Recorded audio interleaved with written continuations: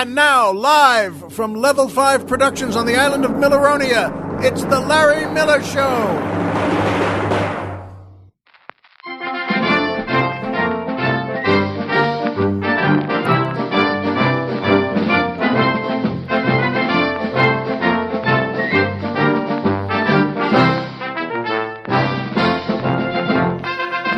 Good evening, Mr. and Mrs. America, and everyone who wants to tell a joke to a late-night host. Hi, folks, and welcome back to the Larry Miller Show. I'm Larry Miller, but in a way, aren't we all? And boy, has it ever been beautiful and cold here in Southern California. We're on the mainland now. The Colonel and I are not recording in Milleronia. But it's been beautiful. It's Southern California. Most people, I don't think most Americans understand how cold Southern California gets. Meaning you think, my wife and I didn't have heat in the house, our house here, Stately Miller Manor, and we didn't have heat when we first bought/made the place. And the reason for that was we thought, well, it's Southern California. Come on. How cold can it get? And then my dad, God bless him, stayed with us after my mom had passed on. And he was, well, I loved them both, and I love them both still. But he was one of the toughest fellas you'd ever want to meet. Real good, tough background. And, oh, boy, and it worked. They didn't have much dough, but he went through everything. And when he was in the service, they were cold all the time. They were frozen all the time. And when he came here to spend a couple of weeks, we had a guest bedroom. That was before either of the kids were born. And I was about to say, and we were working our butts off to make that happen. But, of course, we weren't, were we? But my dad, the first night he spent in that guest room, he said after everything he's been through, as tough as he was, he said to me the next day, I made him breakfast. He was came out and was sitting in the kitchen, and I gave him a cup of coffee. And he said, do you have any heat in the house? And I said, well, no, we don't. And he said, get some. So as tough as he was, even he thought, whoa, because in those rooms, I'm telling you, those rooms get down, well, to 49, 50 in the night. Well, we have a heat in there now, but, well, heat also, once you go to sleep in it, and you wake up a couple hours later, because suddenly it's 74 in the room there, and, well, you feel like you're in prison in India. But, I mean, he really noticed that, well, it was a lot colder than you want. But it was beautiful today anyway, and when Colonel Jeff got to Miller Manor, he got out of that car, and he was stepping lively just to get some of the equipment and bring it into the studio. And I went out to say hi and get him, and just, holy mackerel, I did too. And I just, whoa. We were both woeing our way through the garage into the studio. But in any case, that's how cold it can be. But that music makes it beautiful anyway. And it always makes me feel happy. Of course, that's the Bleecker Bob Orchestra and the Kay Ballard Dancers, featuring boy tenor Brad Simpson asking the musical question, how tall does a fecta have to be before it turns into an ivory tower? Well, good question, Brad. And for some of you folks who aren't long-time listeners, we used to have, well, a competition with myself, about I never wanted to throw out old chips of soap as they got smaller and smaller in the shower. And I wondered, well, how many pieces can I melt together, and how would I melt them together? You could just hold them under the hot water there and kind of palm squeeze them together and let them dry off. And that's fine with me. But in order to do that, that was based on the old phrase, the trifecta, which is a betting thing, right? For racetracks with horses. God, I sound like an idiot there. Don't I? I just feel like on a racetrack with horses. But that was for a trifecta. And then we had our top of the list was a 5-fecta. And I think I got one of those too. And we took a picture and published it. And we had several shows. I would mention the progress and what was happening. And a couple of folks, by the way, and thank you very much again, sent in ideas about how you can melt bars of soap. Not whole bars. That's kind of cheating and pointless. But I mean, when you have the little wedges left, you can melt those. And it could be anything. It could be ivory. It could be Irish Spring. It could be lava. Lava's always one of my favorites. Woodbury, though, was always my favorite because that's what we used to play shower hockey with in high school. And after practice and the teams in the fall were always soccer, football, and so in the shower, a lot of the guys those are big varsity showers there. So they were pretty big. They had about a dozen or so shower heads and about 26 guys who used to play shower hockey. And Barry Hames, that's right, organized it and and printed a newsletter called the Shower Hockey Monthly. That was great. It was about things that were going on. And the official soap for shower hockey was Woodbury. And if you have to ask why, number one, I don't know, but it was. And number two, just get some Woodbury. That's why. So that's the brief history of what a fecta is. And Brad Simpson brought it back by asking that good question. How tall does a fecta have to be before it turns into an ivory tower? Well, Brad, first of all, Colonel Jeff and I took your question seriously. We take all questions seriously and talked about it for a while. And I said 100 feet sounded about right. And the colonel said, well, phew, wow, that's ambitious. He felt that was very ambitious.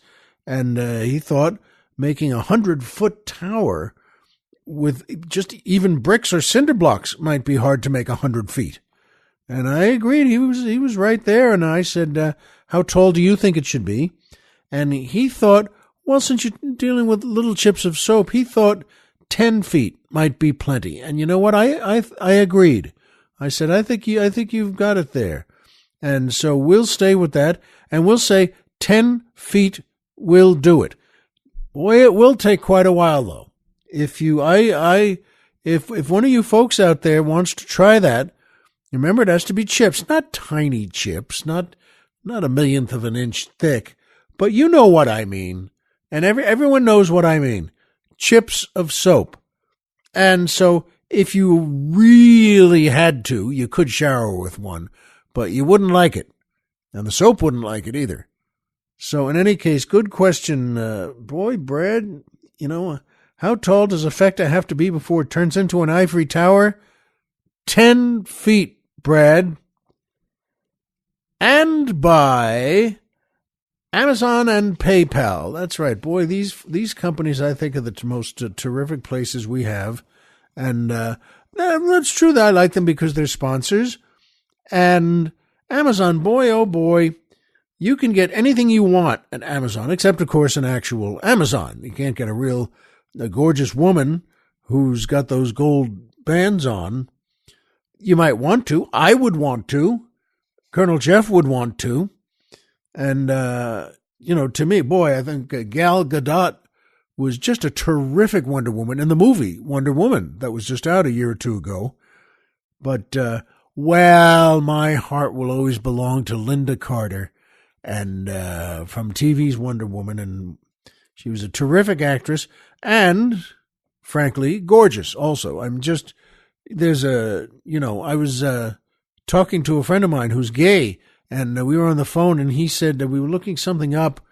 He was showing me how to do this on the internet, and we got to a TV section of TV stars, and we passed Lynda Carter, who had that great arms akimbo out thing, and she's just looking right at the camera with a sly smile, and the whole Wonder Woman uniform of the blue spangled shorts and everything. And I said, so wait a minute, let me ask you something, because as I mentioned, he's gay, and I said, so Lynda Carter doesn't do anything for you, right?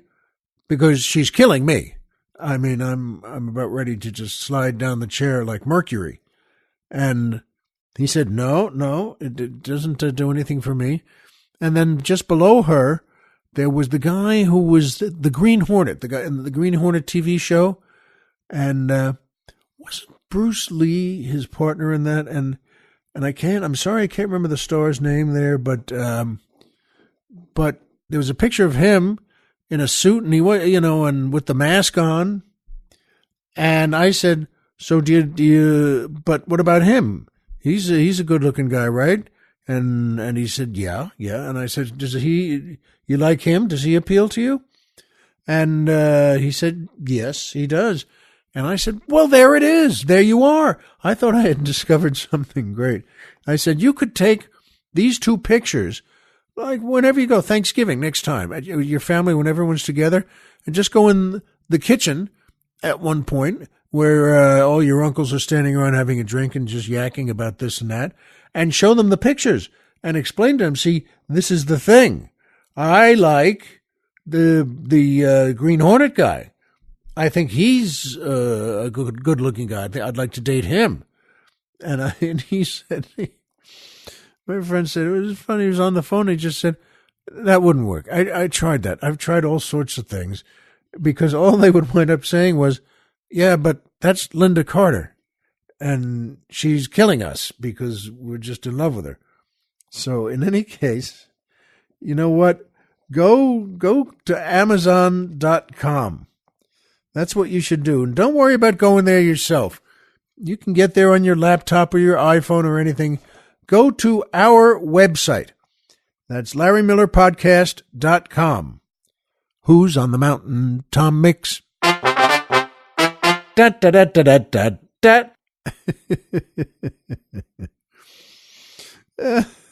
By the way, that was me doing the vocals on that. And by the way, if you, I'll be honest, if you said to me, well, why'd you do that? I don't know. I really don't. It was Colonel Jeff's idea. I trust everything he says. And da da da da da da. Well, you know what? That's when you love your show, and we both do. That's the stuff you come up with. Da da da da da da da. Wow, pretty fancy. Anyway, go to our website, and we have a banner that says Amazon, and just push that, and then go take a nap. Get into your big lazy boy chair and lean back and put a magazine over your face, and you don't have to turn on a ball game or make yourself a big sandwich. Just lean back. You know what? That'll take you where you want to go. That big soft chair. And do that, and we'll get you to Amazon.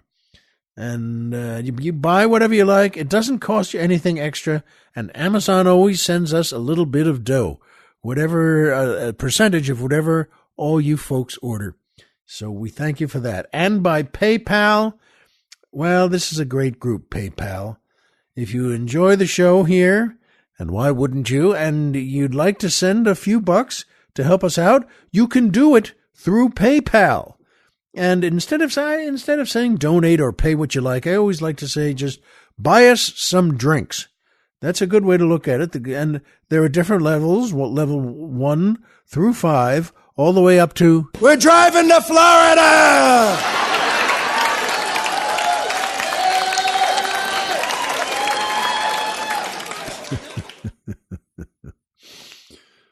I wrote that and I performed it, and it still makes me chuckle.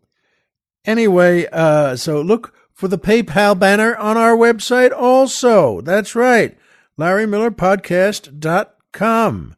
Who's on the Mountain? Tom Mix. Oh, boy, that poor fella. Breaks that guitar string. You can't go to sleep right then, even if it's 9 or 9:30 at night. You got to, take the string off, put a new string on. In any case, every little bit helps us keep the old leg lamp lit. And thank you to everyone who has contributed already and everyone who's just about to, because of the way I sell it. I sell Amazon and PayPal. In any case, let me just also mention that Bleecker Bob was a very popular, interesting fella in New York.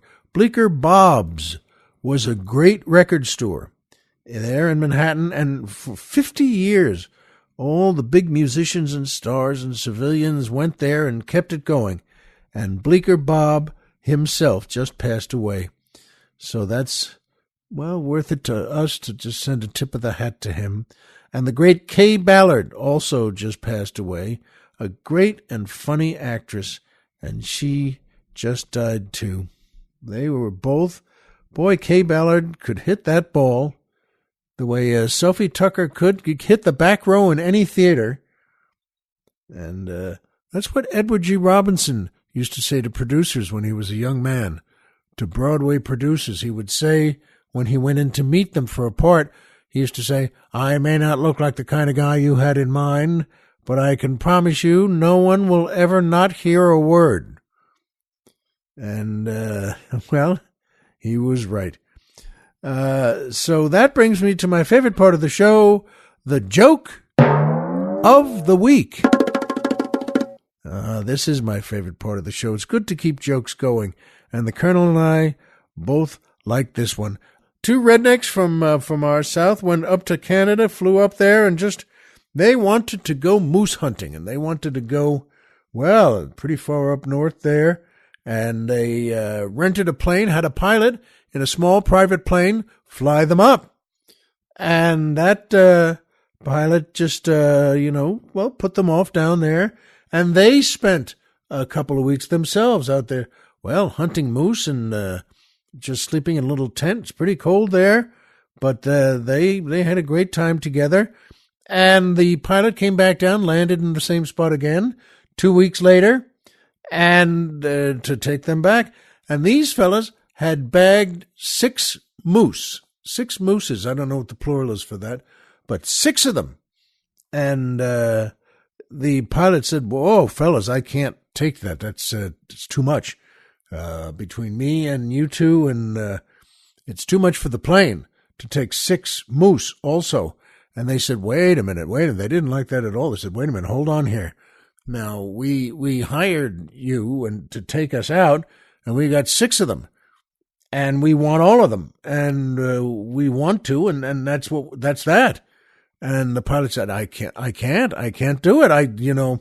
It's too much.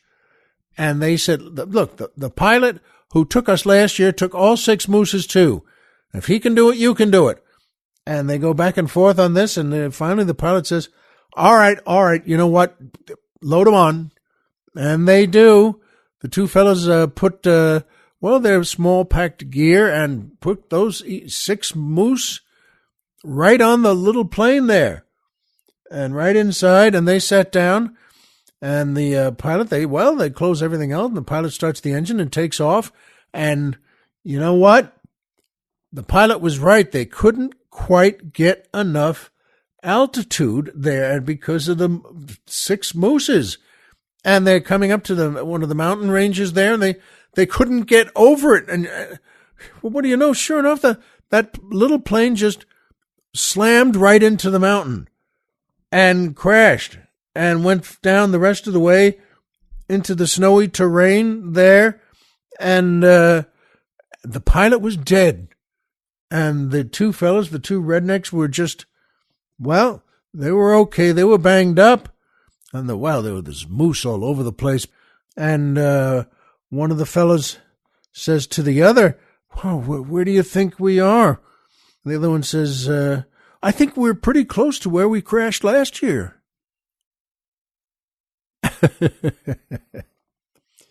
That's a pretty good one. Jeff and I like that very much.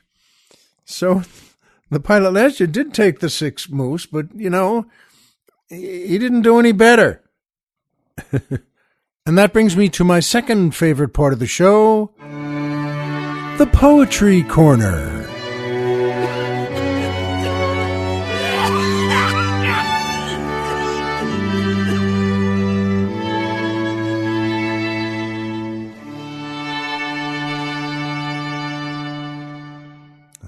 Nothing settles the soul like a good string quartet.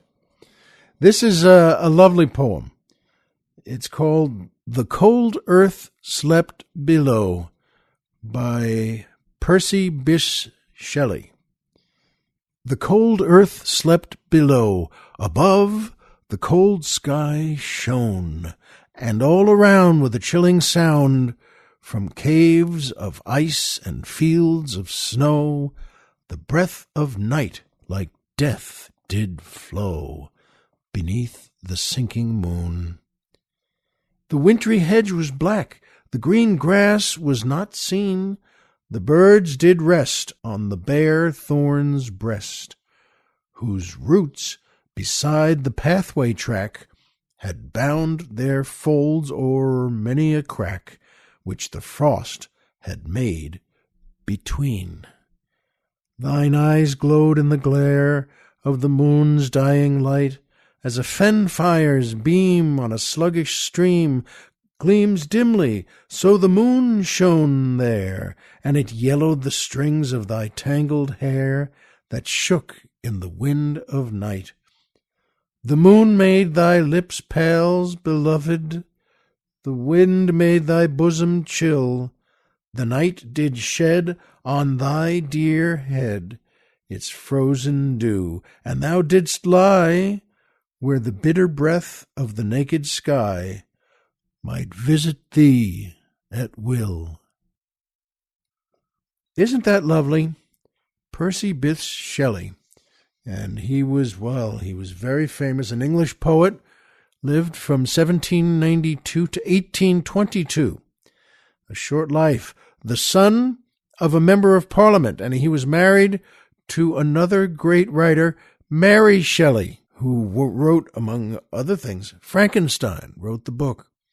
So Percy became a famous poet, but then died young at 30 in a sailing accident. But that sure was a nice poem. And that brings me to my third favorite part of the show, the magic movie moment.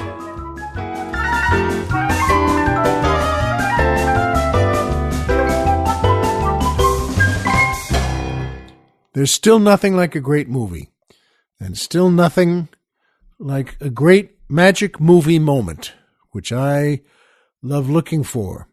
And, you look for them too. You think of them too, and send us a good example. It would make it would really make us happy if you did. This is a great one, though, from 2008, Gran Torino, starring Clint Eastwood.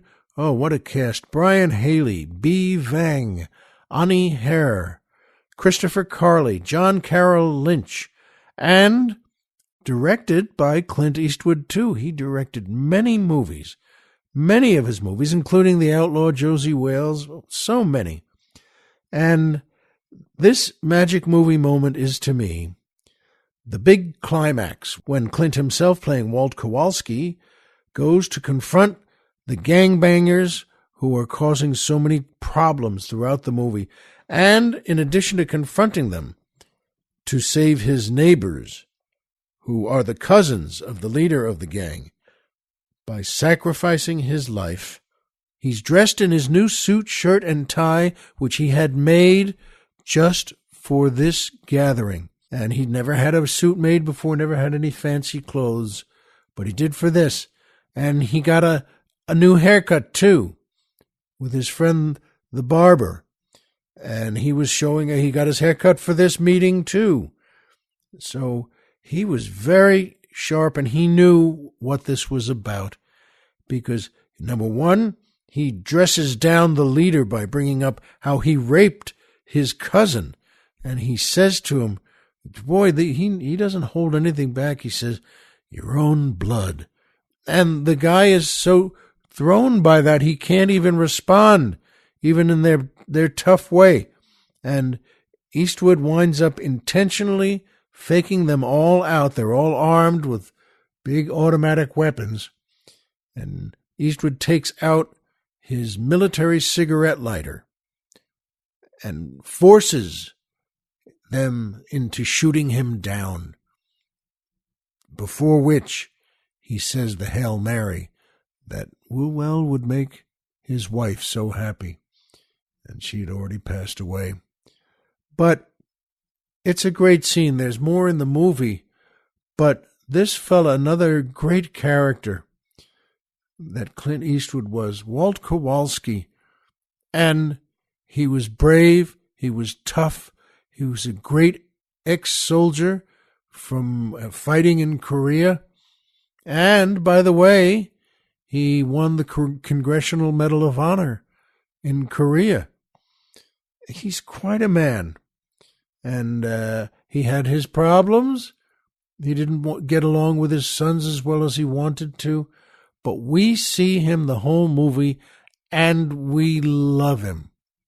And you know what? If you haven't seen it, see Gran Torino. You'll really, really like it. And if you've seen it before, see it again. What a cast, what a script, what a good director, and what great stars. And it made me think, because my wife got back from dinner with her friends, Susie and Amber, and this is before we started recording, and she always talks to Colonel Jeff, and they like each other, and she always talks to him about something that was in the news today, and she's really into it, and Colonel Jeff is into it, and I'm not into it. That's maybe you can tell, but I mean, I don't trust any of these folks.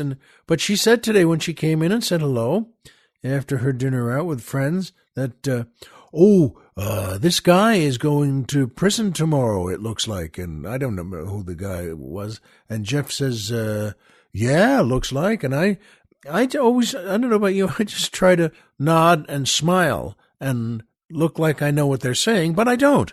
And she cares and he cares and I don't. I don't care.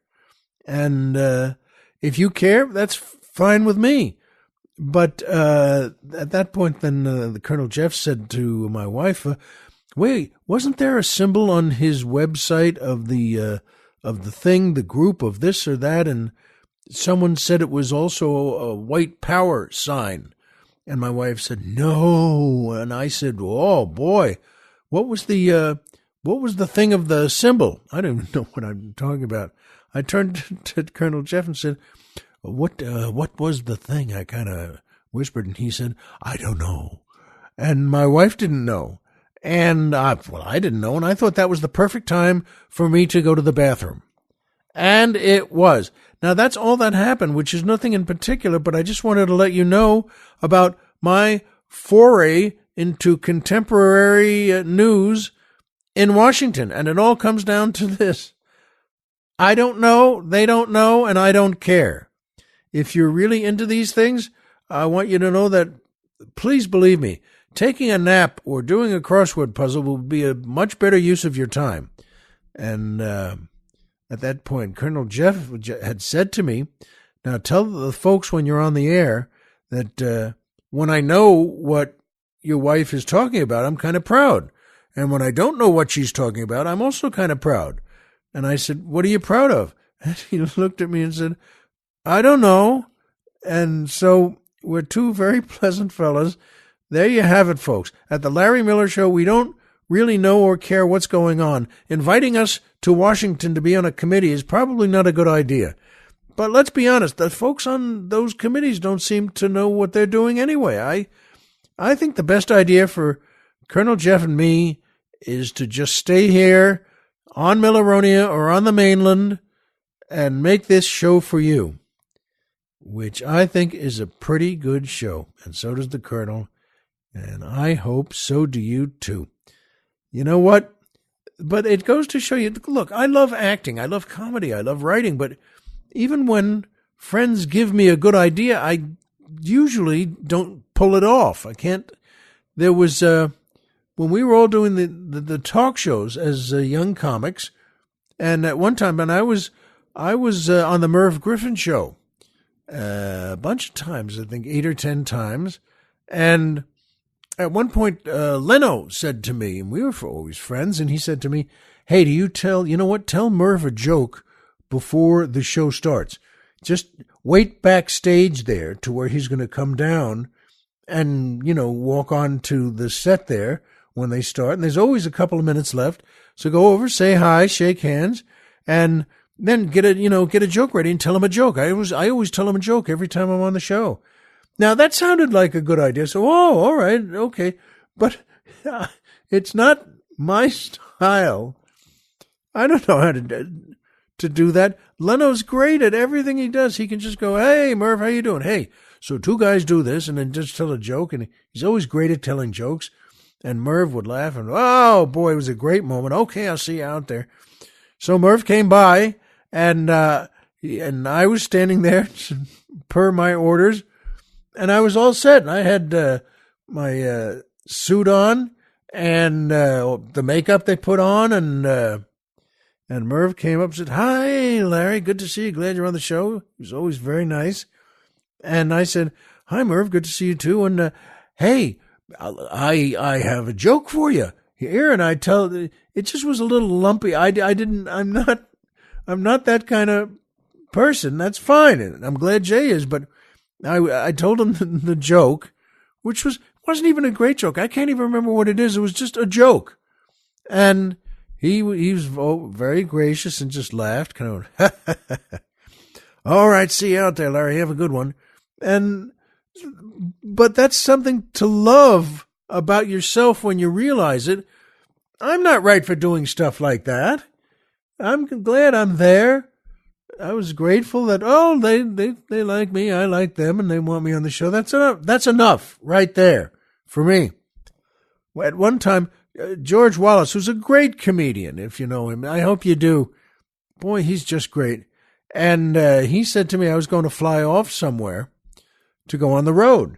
And he said to me, hey, do you know how to get first class when you have coach seats?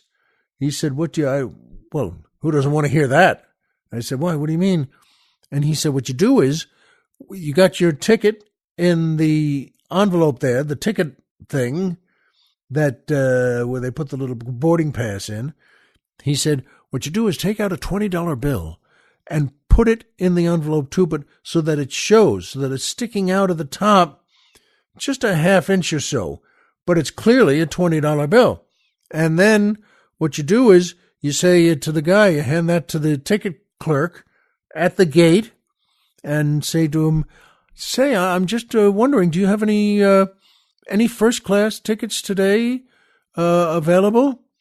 And that's enough. Wallace can get anything.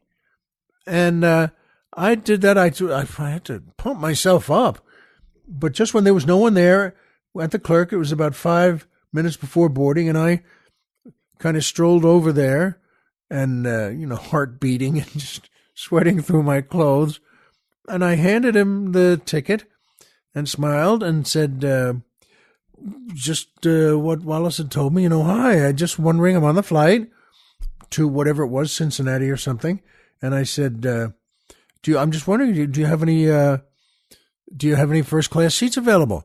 And he looked down at the ticket and looked back up at me and said, are you trying to bribe me? Folks, I about collapsed. I, once again, almost slid down the front of the counter there. I was so embarrassed, and I was so sorry, and I just said to him, I'm sorry. I'm so sorry. A friend of mine told me to do that. I could do that, and I'm just so sorry. And he just looked at me. He didn't let me off the hook either, by the way, for whatever that's worth.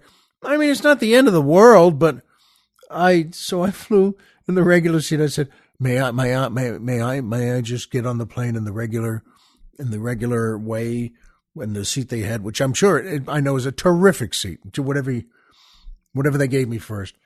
And he let me do that. And I lost about 35 pounds just doing that at the ticket counter. So, you know what, folks? Don't push too hard.